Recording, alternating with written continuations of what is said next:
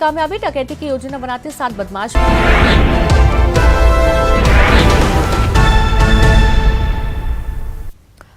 लंबी चली नाराजगी के बाद आखिरकार कांग्रेस के सीनियर नेता गुलाम नबी आजाद ने भी इस्तीफा दे ही दिया।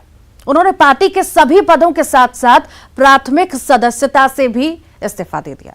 अभी कांग्रेस युवा नेता जयवीर शेरगिल इस्तीफे से उभरी भी नहीं थी कि एक और बड़ा झटका पार्टी को लगा। हालांकि सिर्फ गुलाम नबी आजाद और जयवीर शेरगिल ही कांग्रेस छोड़ने वाले नेता नहीं, पार्टी पर बड़े आरोप लगाकर इस्तीफा देने वालों की लिस्ट काफी लंबी हो चुकी है। ये रिपोर्ट देखिए।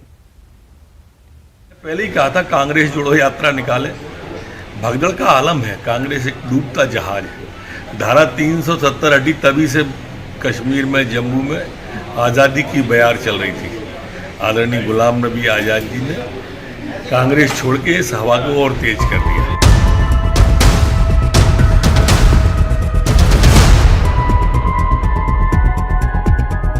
कांग्रेस की भारत जोड़ो यात्रा पर जब मध्य प्रदेश के गृह मंत्री नरोत्तम मिश्रा ने तंज कसा और कहा कि पार्टी को कांग्रेस जोड़ो यात्रा निकालनी चाहिए, तो विपक्ष ने ऐतराज जताया। लेकिन अब कांग्रेस के सबसे बड़े और सीनियर नेताओं में से एक गुलाम नबी आजाद ने नसीहत दी है कि पार्टी नेतृत्व को भारत जोड़ो यात्रा के पहले कांग्रेस जोड़ो अभियान चलाना चाहिए। जी हाँ, गुलाम नबी अब कांग्रेस से आजाद हो गए हैं और अपने 5 पन्ने के इस्तीफे में उन्होंने पार्टी को आईना दिखाने की कोशिश की है।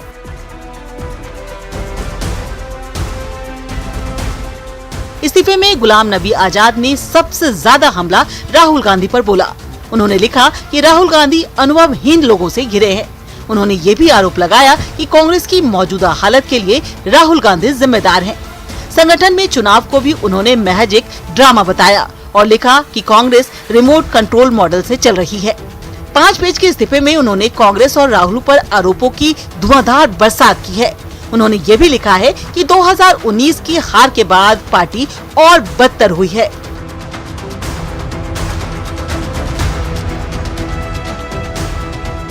वैसे तो 2019 में हार के बाद कांग्रेस को अब तक कई बड़े झटके लग चुके हैं, लेकिन गुलाम नबी आजाद का कांग्रेस से बरसों का नाता तोड़ना पार्टी के लिए सबसे बड़ा झटका माना जा रहा है। एक नजर डालते हैं कांग्रेस के साथ गुलाम नबी आजाद के सियासी सफर पर। 1980 में महाराष्ट्र के वाशिम से लोकसभा चुनाव जीता। 1982 में केंद्रीय कैबिनेट में मिली जगह। 1985 में दूसरी बार लोकसभा चुनाव में जीत मिली। 1990 में पहली बार राज्यसभा के लिए चुने गए। 1991 में संसदीय कार्य मंत्रालय मिला। 1996 में दूसरी बार राज्यसभा पहुँचे। 2002 में राज्यसभा में तीसरा कार्यकाल रहा। 2005 में जम्मू कश्मीर के मुख्यमंत्री बने। 2009 में राज्यसभा में चौथा कार्यकाल रहा। 2014 राज्यसभा में नेता प्रतिपक्ष बनाया गया और 2015 में 5वीं बार राज्यसभा के लिए चुने गए। 1980 से अब तक कई मंत्रालय और समितियों की जिम्मेदारी संभाली।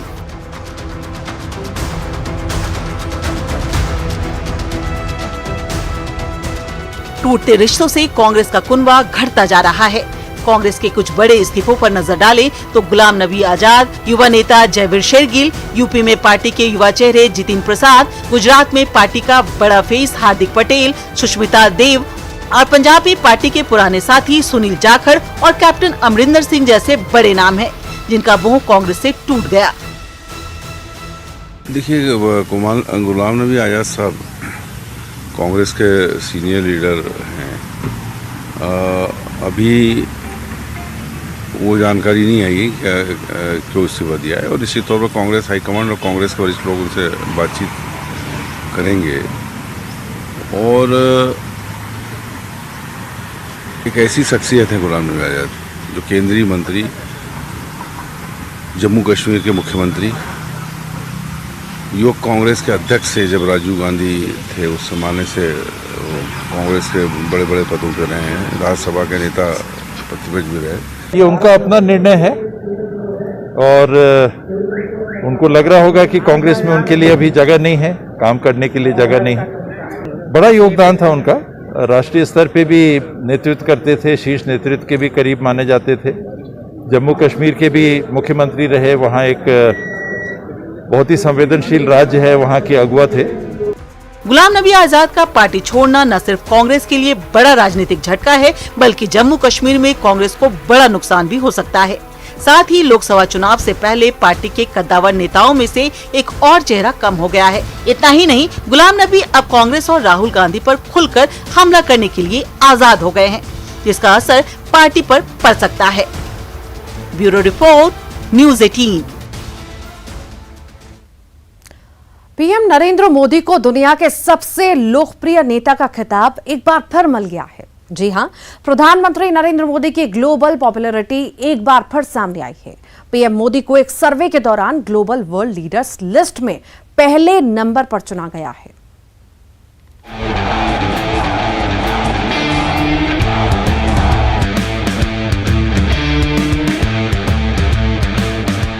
प्रधानमंत्री नरेंद्र मोदी एक बार फिर दुनिया के सबसे लोकप्रिय नेता बन गए हैं।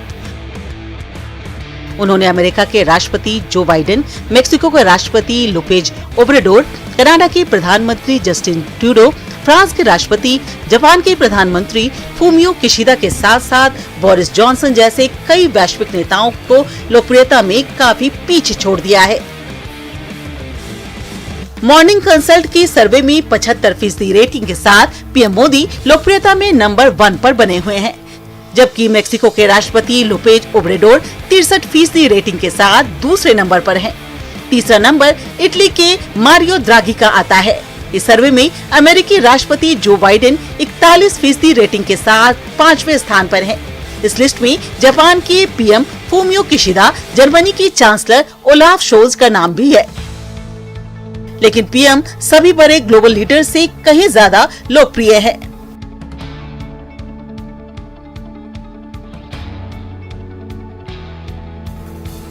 इस सर्वे का नतीजा पीएम मोदी के काम के रिपोर्ट कार्ड की तरह देखा जा रहा है। सर्वे ये साफ जाहिर करता है कि अब वक्त भारत का है, पीएम मोदी का है। दुनिया में भारत के बढ़ते दबदबे और ग्लोबल लीडर के तौर पर पीएम मोदी स्वीकार्यता का इससे बड़ा प्रमाण और क्या हो सकता है। America, France, Canada, Germany, Britain, Japan और मेक्सिको जैसे देशों के लीडर्स के मुकाबले पीएम मोदी की लोकप्रियता कहीं ज्यादा पहुंच चुकी है। एक तरफ पीएम की लोकप्रियता का बेहतरीन रिपोर्ट कार्ड मिला है, तो दूसरी तरफ कांग्रेस नेता राहुल गांधी को पार्टी के बड़े नेता गुलाम नबी आजाद ने एक रिपोर्ट कार्ड थमा दिया है। गुलाम नबी आजाद ने अपने इस्तीफे में राहुल गांधी के कामकाज के तरीके पर कई सवाल उठाए हैं। इस्तीफे में गुलाम नबी आजाद ने सबसे ज्यादा हमला राहुल गांधी पर बोला है। उन्होंने लिखा कि राहुल गांधी अनुभवहीन लोगों से घिरे हैं। उन्होंने ये भी आरोप लगाया कि कांग्रेस की मौजूदा हालत के लिए राहुल गांधी जिम्मेदार हैं। संगठन में चुनाव को भी उन्होंने महज एक ड्रामा बताया और लिखा कि कांग्रेस रिमोट कंट्रोल मॉडल से चल रही है। 5 पेज के इस्तीफे में उन्होंने कांग्रेस और राहुल पर आरोपों की धुआंधार बरसात की है। उन्होंने ये भी लिखा है कि 2019 की हार के बाद पार्टी और बदतर हुई है। लोकसभा चुनाव से पहले सिर्फ देश में ही नहीं बल्कि वैश्विक स्तर पर पीएम मोदी की बढ़ती लोकप्रियता और कांग्रेस के बड़े नेताओं द्वारा पार्टी और राहुल गांधी पर उठाए जा रहे सवाल कांग्रेस के लिए चिंता की बात है। Bureau report, news 18। छत्तीसगढ़ में बीजेपी विधानसभा चुनाव के लिए कमर कस ली है। प्रदेश अध्यक्ष और नेता प्रतिपक्ष का चेहरा बदले जाने के बाद अब पार्टी ने चुनावी तैयारी और रणनीति पर फोकस बढ़ा दिया है और इसी कड़ी में अब गृह मंत्री अमित शाह भी कल रायपुर पहुंच रहे हैं। गृह मंत्री अमित शाह पार्टी रायपुर के दफ्तर में पदाधिकारियों और कार्यकर्ताओं से मुलाकात करने वाले हैं। अगले साल सूबे में विधानसभा चुनाव होने वाले हैं। ऐसे में छत्तीसगढ़ का सियासी पारा चढ़ने लगा है। केंद्रीय गृह मंत्री अमित शाह शनिवार को छत्तीसगढ़ के दौरे पर आ रहे हैं। एक दिनी दौरे पर अमित शाह कुछ घंटे रायपुर में बिताएंगे और कई कार्यक्रमों में शिरकत के बाद अमित शाह शाम को बीजेपी की बैठक लेंगे। अमित शाह के इस दौरे पर बीजेपी की चुनावी तैयारियों के लिहाज से इसे काफी अहम माना जा रहा है। हाल ही में पार्टी ने प्रदेश अध्यक्ष और नेता प्रतिपक्ष को बदला है। जाहिर है 2023 के विधानसभा चुनाव से पहले राज्य में पार्टी ने सत्ता से लेकर संगठन तक सारे पेचों को कसना शुरू कर दिया है। नए नेता प्रतिपक्ष और प्रदेश अध्यक्ष की अगुवाई में बेरोजगारी के खिलाफ हल्ला बोल प्रदर्शन को बीजेपी अब तक का सबसे बड़ा आंदोलन बता रही है। यानी पार्टी ये संदेश देना चाहती है कि अब नेतृत्व मजबूत है, पार्टी का सबसे ज्यादा फोकस बस्तर पर है क्योंकि 2018 के विधानसभा चुनाव में बस्तर की 12 में से 12 सीटों पर बीजेपी को करारी हार झेलनी पड़ी थी। ऐसे में सबसे बड़ी चुनौती बस्तर में साख मजबूत करने की है। हाल के दिनों में केंद्रीय नेताओं ने भी बस्तर का दौरा किया था। तब ये बात सामने आई थी कि राज्य के बीजेपी के नेताओं और पदाधिकारियों की परफॉर्मेंस रिपोर्ट अच्छी नहीं, लेकिन अब बड़े बदलावों के साथ पार्टी चुनावी तैयारी में जुट चुकी है। बीजेपी मिशन 2023 के तहत 2018 में खोई हुई सत्ता वापस पाने की पुरजोर तैयारियां कर रही है। केंद्रीय संगठन को अब इस बात का इल्म है कि प्रदेश में संगठन को मजबूत करना जरूरी है। अजय जामवाल की नियुक्ति और उनके आते ही बदलावों का दौर ये बताने के लिए काफी है कि केंद्रीय नेतृत्व छत्तीसगढ़ को लेकर गंभीर दिखाई दे रहा है। हालांकि अब सूबे में कांग्रेस की मजबूत साख बीजेपी के लिए एक बड़ी चुनौती अब भी है। बीजेपी ने अजय जामवाल को क्षेत्रीय संगठन महामंत्री बनाकर बड़ी जिम्मेदारी दी है, जबकि डी पुरंदेश्वरी पार्टी की प्रदेश प्रभारी हैं। ये दोनों नेता भी संगठन को मजबूत करने में जी जान से जुटे हैं। नए बदलावों से बीजेपी के क्षेत्रीय और जातिगत समीकरण साधने की भी कोशिश है, लेकिन अब भी सबसे बड़ी चुनौती बस्तर में जमीन मजबूत करना है। बहरहाल 2023 का मुकाबला आसान नहीं, लेकिन बीजेपी ने कमर जरूर कस ली है। Bureau report, news 18। कोरोना काल के समय पनपे ऑनलाइन लोन ऐप ने आज कई घरों को तबाह कर दिया है। दक्षिण के राज्यों में इसने कई लोगों की जान ले ली। इसका आतंक मध्य प्रदेश में भी देखने को मिल रहा है। कुछ दिन पहले इंदौर में एक परिवार की मौत की वजह बना, जिसके बाद सरकार ने सख्ती दिखाई। गृह मंत्री नरोत्तम मिश्रा ने गूगल से इन ऐप पर कार्रवाई को कहा, जिसके बाद अब 2000 से ज्यादा लोन ऐप इससे हटा दिए गए हैं।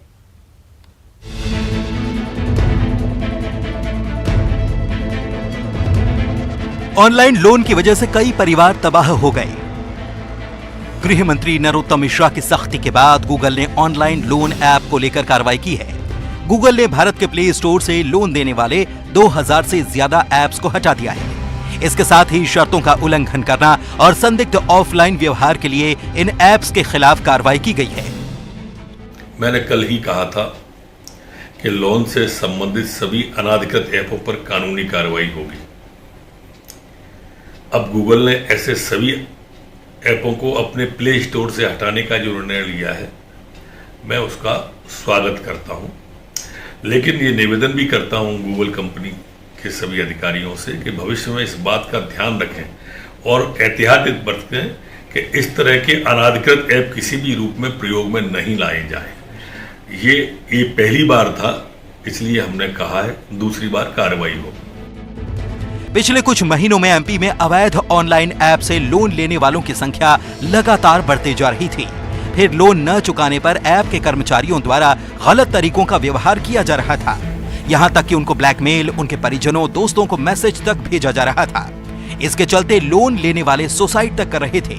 हाल ही में इंदौर में भी इस तरह की घटना सामने आई थी, जिसमें एक परिवार तबाह हो गया था। Bureau report, news 18, Madhya Pradesh. Bharat जैसे विशाल देश में हर रोज सड़क हादसे में हजारों लोग अपनी जान गंवाते हैं।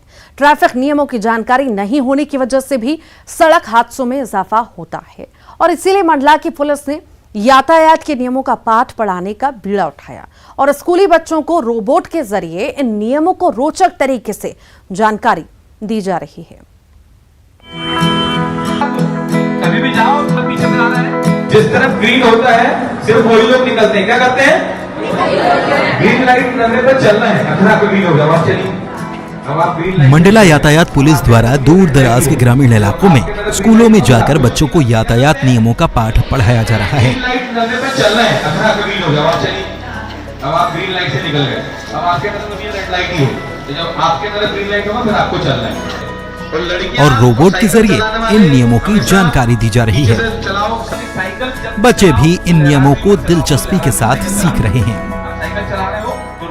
हमारे स्कूल में आज रोबोट के द्वारा ट्रैफिक नियमों के बारे में जानकारी दी गई, जिसको देखकर हमने सीखा और बहुत अच्छा लगा। हमने पहली बार ट्रैफिक सिग्नल के बारे में सीखा और हमें रोबोट से सीखने को अच्छा मिला।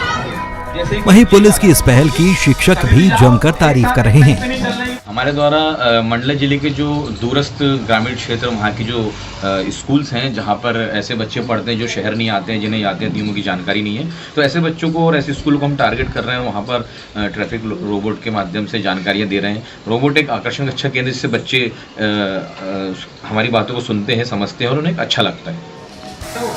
दरअसल ट्रैफिक सूबेदार योगेश राजपूत ने कबाड़ से जुगाड़कर ये रोबोट बनाया है जो चिलवन चौराहे पर भी कुछ देर काम करता है।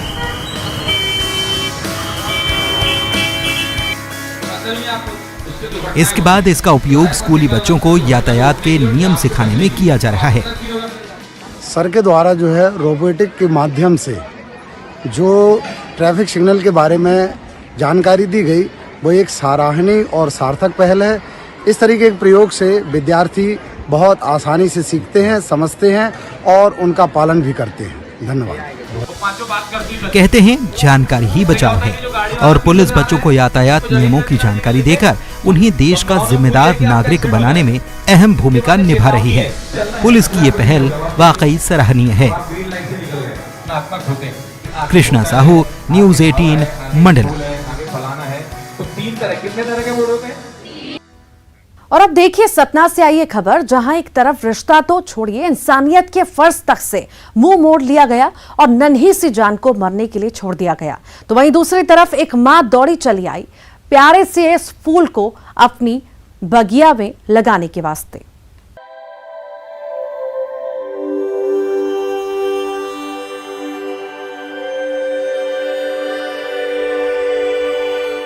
वैसे तो माँ इस कायनात का सबसे प्यारा, सबसे खूबसूरत शब्द है, लेकिन इन दिनों अक्सर सामने आती तस्वीरों ने कई सवाल उठाए। क्या माता को माता हो सकती है? क्या कभी माँ निष्ठुर हो सकती है? औलाद से बढ़कर आखिर माँ के लिए है क्या? त्याग, बलिदान, निश्चल प्रेम, इन सब का समावेश है माँ। लेकिन फिर भी सतना के मझगवा तहसील के पटगर गांव में लावारिस बच्ची झाड़ियों में पाई। मासूम जिस पर चींटियां रेंग रही थी, जिसे देखकर दिल फट जाए, कलेजा कांप जाए और मंजर को बयां करने के लिए शब्दों का सागर भी कम पड़ जाए। लेकिन इस फूल को इन पत्थरों के बीच छोड़ने वाला कितना पत्थर दिल होगा, ये समझाना मुश्किल नहीं। बहरहाल लोगों की खबर पर पुलिस स्वास्थ्य विभाग की टीम को साथ लेकर पहुंची, बच्ची को अस्पताल पहुंचाया और इलाज शुरू किया। थाना प्रभारी मझगवा ने आज सोशल मीडिया पर, व्हाट्सएप पर ये न्यूज़ पढ़ी कि एक बच्ची कुर्रा पतंगड़ क्षेत्र में जंगल में लावारस पड़ी हुई है और वहाँ पहुँच गए अस्पताल से एक नर्स को लेकर।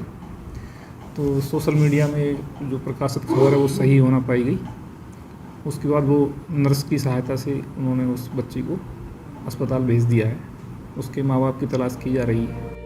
कहीं भगवान ने गोद भरी तो ये नेमत रास न आई और कहीं फूल सी जान को अपना बनाने के लिए एक मां दौड़ी चली। दर्द और इस चीज के साथ कि दो बेटे तो हैं, लेकिन बेटियों के बगैर आंगन अधूरा है। राजनगर नई बस्ती के चौधरी दंपत्ति की चाहत है कि ये फूल सी नन्ही बिटिया उनके आंगन को महकाए। हालांकि बच्ची को कानूनी तौर पर गोद लेने की प्रक्रिया बेहद लंबी और जटिल है, लेकिन फिर भी ये दंपत्ति कोशिश में लगा है। वहाँ एक बच्ची मिली है पटियाला लालपुर में, मतलब जंगल में मिली है। तो हमको सूचना दी गई है अस्पताल से, तो हमको लेना है बच्ची, गोद लेना है जी। क्यों लेना चाहते हैं गोद आप? सर 2 लड़के हैं और एक लड़की चाहिए, तो गोद लेंगे। जीवन देने और लेने वाला ईश्वर ही है, लेकिन फिर भी न जाने क्यों इंसान हैवान बनकर हर चीज को बस में कर लेने पर आमादा है। लेकिन सच तो ये भी है, जाको राखे साइयां मार सके न कोई। सतना से न्यूज़ 18 के लिए शिवेंद्र बघेल की रिपोर्ट। भोलेनाथ की मासूम भक्त जिसकी उम्र महज 3 साल है, लेकिन जब ये मासूम शिव तांडव स्तोत्र का पाठ करती है तो मन मुग्ध हो जाता है।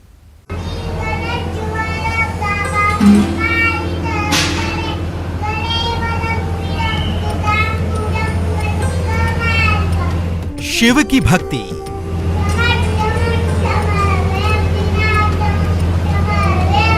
शिव की शक्ति।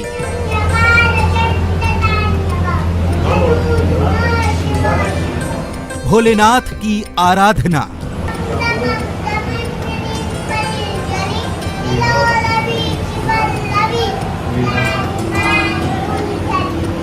उम्र नहीं है सीमा।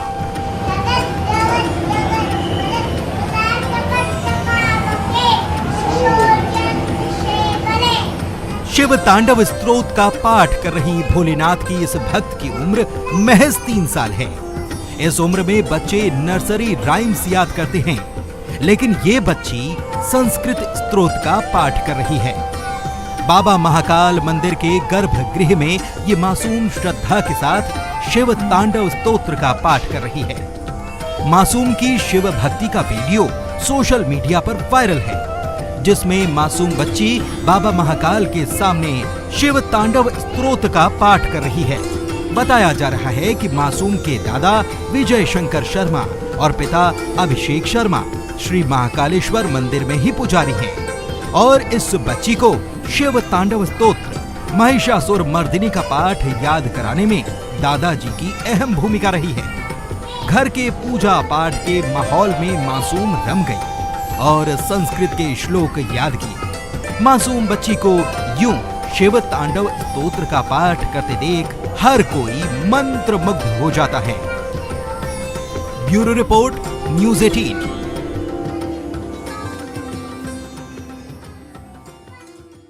और इसी के साथ ही फिलहाल के लिए इस बुलेटिन में इतना ही। खबरों का सिलसिला लगातार जारी रहेगा।